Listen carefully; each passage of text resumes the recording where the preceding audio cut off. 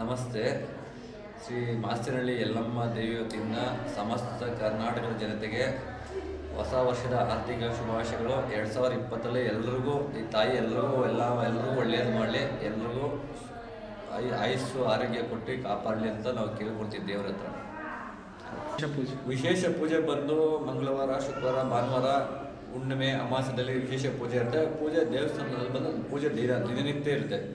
ಈ ದೆವ್ವ ಬಿಡಿಸೋದು, ತಡೆ ಹೊಡೆದು ಮತ್ತು ಈ ಥರ ವಿಶೇಷಗಳೆಲ್ಲ ಡೈಲಿ ನಡೀತದೆ. ರಜೆ ಇಲ್ಲ ದೇವಸ್ಥಾನದಲ್ಲಿ, ಡೈಲಿ ನಡೀತದೆ ಈ ಕಾರ್ಯಕ್ರಮ. ಯಲ್ಲಮ್ಮ ದೇವಿ ದೇವಸ್ಥಾನ ಬಂದು ಬೆಂಗಳೂರಿಂದ 20 ಕಿಲೋಮೀಟರ್ ಇದೆ. ಮಾಸ್ತಿನಹಳ್ಳಿ ಅಂತ ಗ್ರಾಮ, ಜಿಗಣಿಯಿಂದ ಒಂದು 2 ಕಿಲೋಮೀಟರ್ ಆಗುತ್ತೆ. ಯಾರ ಬರೋಂಥವ್ರು ಮೆಜೆಸ್ಟಿಕ್ಕು ಮಾರ್ಕೆಟಿಂದ ಬೆಂಗಳೂರಿಂದ ಬಸ್ ಇದೆ ಜಿಗಣಿಯಿಂದ ಒಂದು 2 ಕಿಲೋಮೀಟರ್ ಆಟೋದಲ್ಲಿ ಬರಬೇಕಾಗುತ್ತೆ. ಬೆಳಗ್ಗೆ ಪೂಜೆ ಸ್ಟಾರ್ಟ್ ಆಗುತ್ತೆ. ಬೆಳಗ್ಗೆ ನೈಟ್ 7 ಗಂಟೆವರೆಗೂ ಪೂಜೆ ಇರುತ್ತೆ. ದೇವಸ್ಥಾನ ಎನಿ ಟೈಮ್ ಓಪನ್ ಇರುತ್ತೆ, ಯಾರು ಬೇಕಾದರೂ ಬರ್ಬೋದು.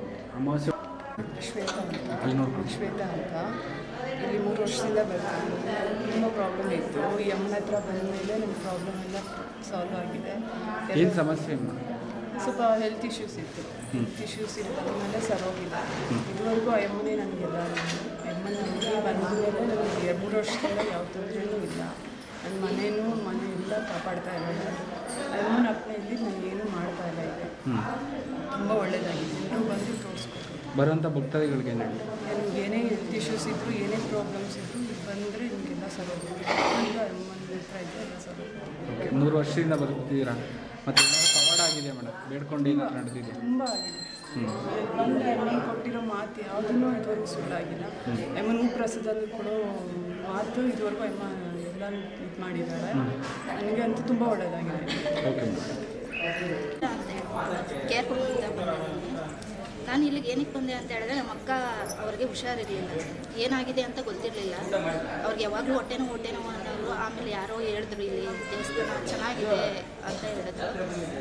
ಬಂದಾದಮೇಲೆ ಅವಳು ಆರಾಮಾದ್ಲು. ಆಮೇಲೆ ಅವಳ ಜೊತೆಲಿ ನಾನು ಬಂದಿರೋದ್ರಿಂದ ನನಗಿದೆ ಅಂತ ನನಗೆ ಗೊತ್ತಿರಲಿಲ್ಲ.